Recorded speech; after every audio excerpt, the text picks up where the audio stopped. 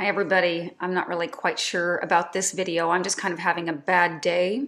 I haven't had like real anxiety for a while, but now I'm just getting a little bit of that feeling that something is crawling inside my skin, and I'm just really feel like unsettled. Like the house is not selling.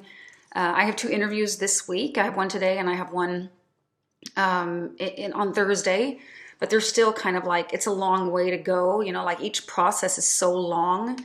So I have so much uncertainty. Like I don't know where I'll be living. I don't know where I'll be working, if I'll be working. I just broke it off with a date, someone that I met recently, and I just realized there was no, I mean, there was like a physical connection and emotional. He was very nice, but I just felt there was no intellectual match for us in the long run. And I just kind of, I just can't get myself to like start looking for new work. Sometimes I feel like I'm spreading myself too thin. Like in general, I think a little bit of my problem when it comes to getting a job is that I'm too much of a generalist. Like I'm good at a lot of things, but not super good at anything, if you know what I mean. And I do think that this is the kind of person they're looking for like managerial positions, but they also want someone to have like industry experience. Like you need to have worked in a certain industry to be able to work, say in the medical industry or in whatever industry. Like if you want to work with events, you have to have experience with events, from events. And this is a little bit of my problem. At least in Sweden, there's now most job applications are handled by a recruitment company. So you're not talking, typically you won't be talking directly with the employer. There'll be like someone in between to kind of, that'll filter through all the applications, and then they quite strictly follow, you know, the list of criteria that they've been given from their customer, the employer. And I find that this kind of, they're typically, I think, looking for someone around 38 that has, you know, the perfect line that's gone the steps. And I don't know, I just think it's fine. Maybe a lot of people are not looking for someone who's been kind of an entrepreneur and run their own business for 10 years and is now 54 years old and, you know, might not have, I'm not specialized in anything maybe. Well, I mean, I guess I do have experience from the food industry where I might not really want to stay. I'd like to be open to learn new things because I think that would be much more, I think I would contribute more if there was something new for me to dig into, because I do like to learn new things and I can use the experience that I have looking forward. Anyway, enough of that rant. I want to tell you a little bit about kind of what's going on in what I've been doing perfume wise. Okay, so last week I went to visit my brother or my brother's wife. She just kind of had surgery and I wanted to see her for lunch, and she opened the door. I don't know if I already shared about this. I don't think I did. She opened the door, I gave her a hug, and I thought, oh my God, she smells amazing. What are you wearing? And she said, well, this came from you. This is the decant that I got from you. I'm like, what? I had no clue what it was. And she finally told me it was Dior Addict. You know, it's in a dark, it's like a navy blue bottle, quite high. And it was a dust collector, so it had to leave my collection. I think I did actually mention this in an earlier video, but now I have actually acquired a decant of Dior Addict, and this is the 2002 version. It's called Vintage. I mean, of course, I guess it is. Yeah, this comes from an old bottle, but it's in really good condition. I haven't worn it yet, but it smells really good, and I just felt like, oh my God. And this is the second time that I've smelled it on someone and just been like blown away. So I feel like this will be like the perfect party fragrance. But it has a little bit of that fishy smell that I talked about in my previous video, just a tad that wasn't here yesterday. It's not much, just a little tiny hint of it. Or maybe I'm imagining it, maybe.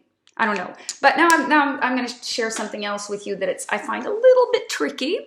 Okay, so I have gotten in the mail 2 samples from people who created their own fragrances. And I'm not sure about these fragrances, you know. I want to be honest, but one of them is really challenging. I just put them on right now to kind of remind myself.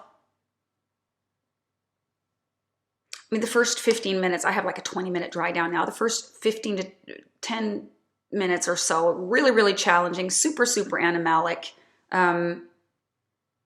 It's growing on me a little bit. There's some kind of animalic notes in the opening there that has just gone a little bit overboard.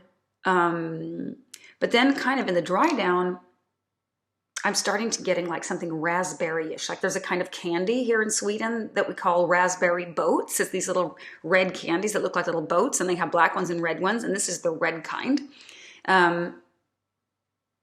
It's just kind of, and it's kind of mixed with earthiness and animalic notes, which is kind of strange to me. So I'm not gonna give this a full review. I just kind of wanted to share that I find it difficult, like when I know the creator, to like give a review of it. The other one came from a guy that I don't know, but I think he's seen my videos. Maybe he watches this channel, I don't know, but he probably has seen my videos in my Swedish community group. And he wondered if he could send me his new fragrance that he'd been working on. And he sent me a little description, so I have the notes. And this one I like. This one I like pretty much like it straight away, but it's super similar to this one, Histria from Wesker. I'm going to do a proper side-by-side before I give my verdict. And I mean, this is not any big famous brand. There's only one store in Sweden that sells this. I mean, I think they got some attention at the, where was it? Was it in Milan, or is it where they have this big fair, you know, when they when all the whole perfume industry meets? But they're green fragrances with a heavy dose of orange blossom, and both of them. So I mean, I find it nice, but I feel like now it's been done, so I don't find it unique. But before I got this, I found this to be very unique in my collection. So, you know, maybe there's room enough for, you know, two perfumes that are, you know, that similar. There are so many other perfumes. I mean, you can Google on YouTube and find many comparison videos with perfumes that are very, very similar, or at least kind of hard to distinguish from one another, I find. Anyway, I wanted to also recommend, I've also talked about this brand before, where it's a brand called, and I'm considering getting a bottle, I just don't know which one. It's a brand called Aimée de Mars. It's from France. And I guess they call their perfumes aroma perfumes because there's like a reference to yoga and to chakras and, you know, what's this good for and stuff. And I don't care so much about that. But I find these fragrances, sometimes I feel a little bit scared about all the chemicals that we, you know, put onto our skin. And I feel a little turned off by, you know, I use so much perfume, you know, I use at least 1 milliliter every day on my skin. So sometimes I feel like I want to look for more natural perfumes, and I do actually value that. And these are really good perfumes. And I have these little, I have 6 of them left. The rose one I passed on to my mother-in-law. I'm not so fond of rose, but these fragrances, they definitely have a DNA in common, but the one I'm wearing today is called Mystique Amethyste. And it has like vanilla patchouli, but it's not like a heavy vanilla patchouli, but it's nice and powdery and kind of, I have it on my arms. I've had it on since this morning. And there, I guess, a little bit of, I mean, I think that they have some nice projection that goes on for maybe 4 hours at least. And it's still there. It's still there on my skin if I put my arm up like this. And I just think that for the price, I mean, they're around, they come in 30 milliliter bottles, and they also sell solids. And you can buy them. I mean, they have like stores that sell them all over Europe. I don't know about the States, but if you go to their webpage, aimeedemars.com, I think maybe they've changed it to Maison de Mars. I'm not sure, since this booklet came out. I've tried 7 of the fragrances, and I find that they're very high quality. And they're not beast mode. They're kind of like office-friendly scents that anybody would like. I find that they would be a kind of a safe blind buy or gift for somebody. I know nothing about these people behind here, so this is not like sponsored in any way. I received these from somebody who actually, the same person who has now sent me her sample, because she's into natural perfumery as well. And her first fragrance that she's made looks like this. It's called W for wood, and the new one is called N, and I'm not sure what N stands for, if it's new or maybe I have to look into the story. I don't know. But I'm going to review it when I've kind of gotten more of my head wrapped around what I feel about this fragrance. But she gave me these when she came here for, she doesn't sell them or anything either, so there's no obligations involved here. But I find that they're super easy to wear, nice and powdery and pleasant and a little bit vanillic and floral. They do have an alk. I've kind of a little bit hard time like distinguishing one from the other because they're quite similar. But the lily one is really nice. There's one called Lily Amber. There's one iris one, which is really nice as well. And that Mystique Amethyste is, I mean, I love these fragrances. So I'm thinking about getting a bottle, and the price is like, I think it's like around a little over 50 euro for 30 ml.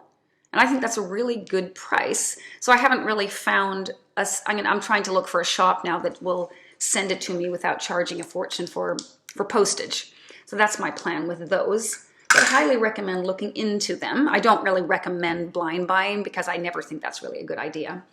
And then I wanted to just share with you a little bit about something I've been kind of having a little bit fun with lately.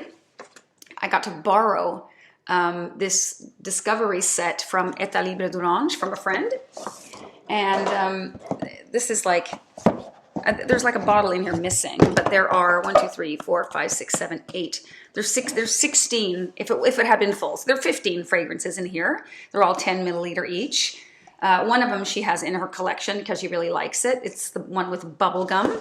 And there are little descriptions like this in the lid.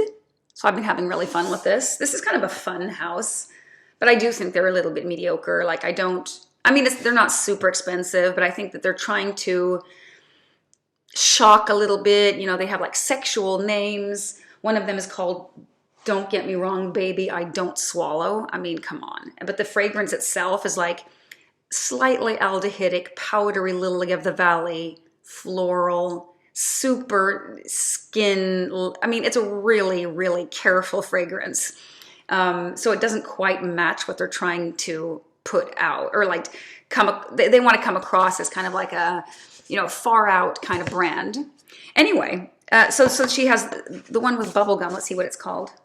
Encens et bubblegum. Like, so incense and bubblegum. And she's an incense girl, so that makes sense. And then she has one more, Divin, enfant. That means like divine child. She's also almost used up.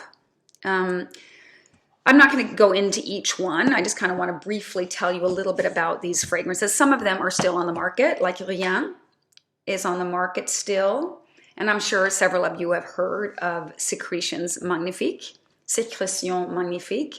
That is supposed to be just like I don't think anyone wears it because it's a nice fragrance. It's just meant to be something that everyone's kind of, it's kind of one of these things they want to make people talk about it. And it's, basically it smells like blood, saliva, sweat, sperm, pus. I don't know, maybe not pus, maybe I'm making things up now, making it worse than it is.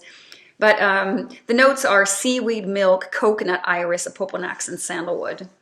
But what they're trying to create is like bodily fluids in a bottle, which is, I've tried it like this, and I've also tried it on skin, and it was almost impossible to wash it off, and it was absolutely horrible. And this one was created by Antoine Lee, and so were, let me see, I made some notes here. Hold on for a sec. So were a few other ones in this discovery kit. He has made, let's see, I kind of grouped them a little bit. He's made that one. That one's horrible, both from the bottle and on skin. And then he's made Rien, which is really kind of a pretty famous one. I know that Ramsey likes it a lot. Like leathery, spicy chypre. Let me see, it gets compared to Ink by Acro. I put it on, I found the opening challenging. It's a little aldehydic, it's leathery. Lots of their fragrances are leathery, actually. This is not like something I'd gravitate towards much. It has black pepper and cumin and oak moss. It's kind of like a masculine-leaning scent. He's also made Je suis un homme, not un homme. It's a masculine. And he's made Vierges et toreros. which is translates to virgins and toreros, like bullfighters, together with Antoine Maison Deux, which is the other perfumer that's been involved in a lot of these fragrances. And then he's also made Antoine Lee, Divin Enfant, and Rossy de Palma, together with this Maison Deux guy.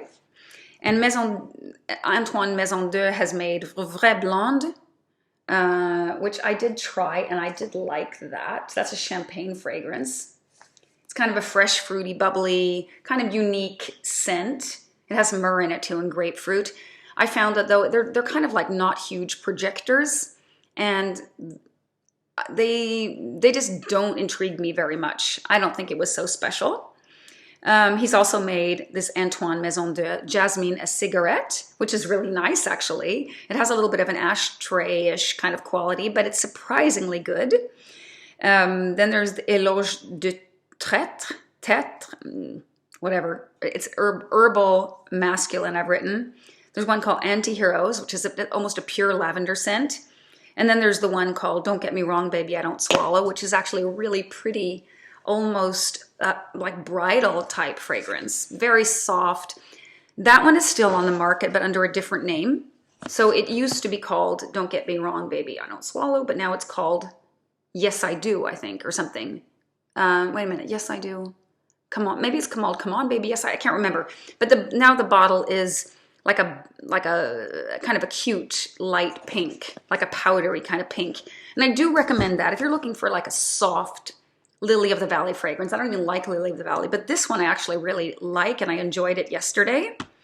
And I'm not sure the formulas are identical, but I used to work in a perfume shop on Saturdays, and we sold the new formula of this fragrance, and I remember liking it a lot. So it is a very nice fragrance, but it's also like very nice. It's like not super exciting. This brand might seem exciting, but I find that their fragrances are kind of not as exciting as the names might, they might give off a vibe of being super exciting, which they're not.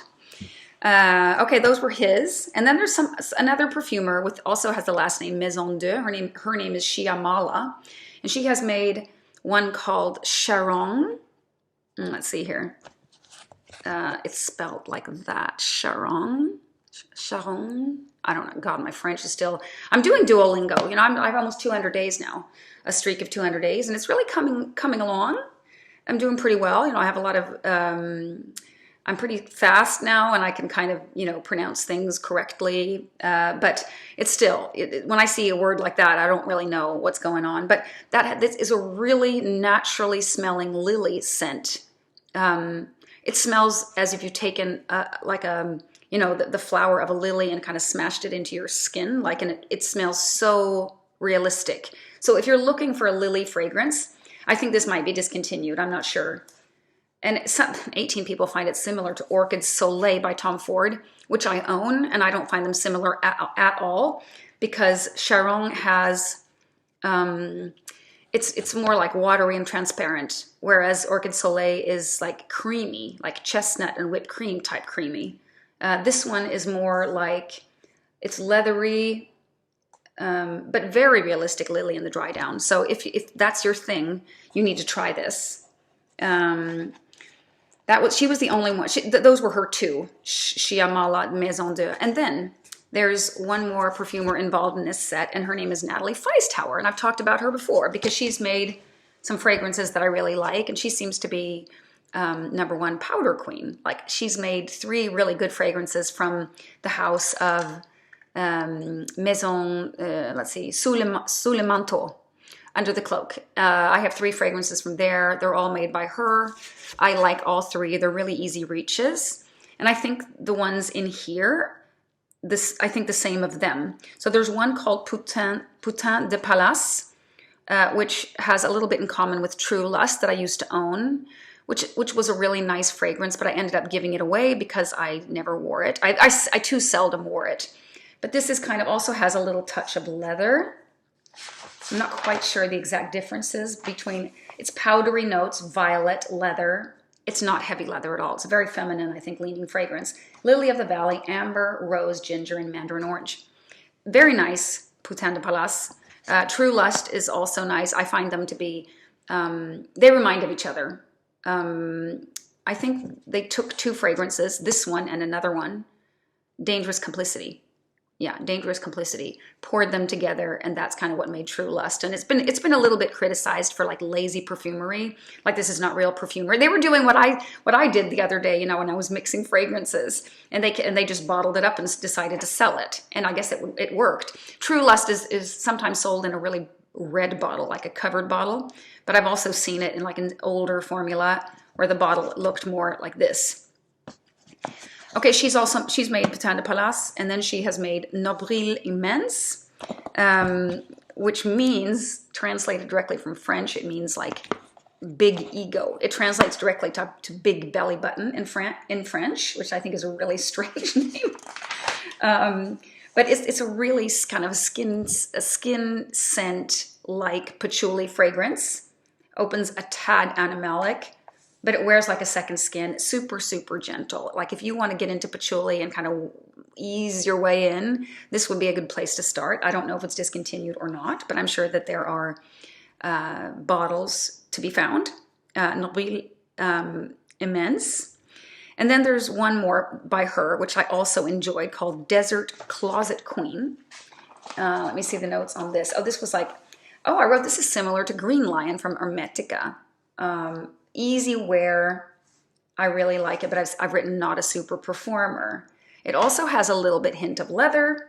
It has raspberry, vetiver, rose, iris, sandalwood. It's slightly powdery. And it also has patchouli. I mean, I like this fragrance, but I don't think any of these would be like I'd go start hunting down a bottle. But I'm going to keep, I don't consider this like any full, I don't do like full house reviews anymore. I think it takes too much time for me. And it's like, I end up like wasting time on fragrances that I'm not super interested in. But it's nice just to kind of go through a house and like, and just kind of get to know the DNA. And now there were like these 4 perfumers involved, or 5 actually. No, 4. Antoine Lee, Natalie Feistauer, Antoine Maisonneuve, and Chiamala Maisonneuve. Maybe they're father and daughter, maybe they're husband and wife, I don't know. Maybe they're not even related, but they have the same last name. And I just find that that's kind of interesting to see, you know, what else have they done to follow, for example, Natalie Feistauer. I'm kind of getting an idea about what the kind of work she does. She wears really easy to wear. These are the ones that I know by her, are like easy to wear perfumes. And I find this is kind of fun. I mean, you can kind of see this is this Secretions Magnifique. I'm actually going to open it now and kind of share with you what it smells like, even though it's really horrible. So I'm taking one for the team here. It's like, I seriously would rather smell the human versions of this. Like, it's metallic. There's something super, super off-putting about this. Like, I mean, we're talking like hospital together with, it's metallic in a really strange way, and a little bit, yeah, I can get that seaweed. It's a little bit milky, but at the same time, it's kind of transparent and metallic. It's weird. It's really, really strange. And I don't think that they've, it doesn't smell like the human body fluids to me at all. It just smells really gross. So, but it's all for fun. Maybe, I don't know what she's going to do with this one, really, if someone maybe wants to buy it, but I got to borrow it, and I appreciate, you know, when people lend me perfumes, so I can just, you know, play around with them a little bit. And I don't use much. I just kind of like, I haven't put all of these on my skin. Or I think maybe I did actually put all of them like a little bit, but I haven't given them a full wearing, if you know what I mean, because I just don't think it's worth that time, really. Anyway, I think that was enough about that. What do you think of the House of État Libre d'Orange? Do you have a favorite from there? I'm going to get rid of the last fragrance that I have from there, which is Bijou Romantique, which I like, but I'd rather have a bottle of Shalimar, like vintage Shalimar, and I think that it's possible to come across a bottle. And I also have other like similar like Shalimar-esque perfumes that are better than Bijou Romantique, but I do really like that one. It is nice. I have had True Lust. I have had Remarkable People. I have tried, you know, like decants of quite a few of them, you know, Soul of My Soul. I've tried a bunch of Bendelirius, which is also has a slight leather iris kind of thing going on. They're nice, but they're just not to me full bottle worthy. I think that there are better houses out there. I don't know what you think, but yeah, that was my take on État Libre d'Orange. And I think that I might have said, I mean, Aimée de Mars, the reason I'm recommending this are two things: the price point, and also the fact that they're all natural ingredients. That this means a lot to me, that feel like I'm putting things on my skin. They're typically sold like through, you know, like health food stores type of places. Like it's not perfumeries. It's more like, you know, like a pharmacy kind of place that would, you know, have a special, you know, have tried to get some more natural stuff in there. So that's why I think that they've done a really good job, because I know it's more difficult to get like a good result with only natural ingredients. And I think that the longevity is surprisingly good with these. But oh god, I get that Secretions Magnifique going up my nose. That's really strange that it just by doing this, I seem to have molecules of that in my nose that is disturbing. Yeah, it's weird. It's still in my nose. It's like, that's really strange. Really strange. Anyway, but I do recommend Aimée de Mars. That price point, such a low price point for that quality, and that the fact that it's natural ingredients. I mean, I want to mention two other houses that have natural ingredients. Well, first of all, Nahélie, my friend from Sweden, she now has two fragrances, but they're a little bit difficult, so I do recommend you buying samples. Ormaie, which is not cheap at all, but they're all natural as well, and Hiram Green. And Hiram Green is not either for the beginner. They're very difficult to wear in heavy fragrances.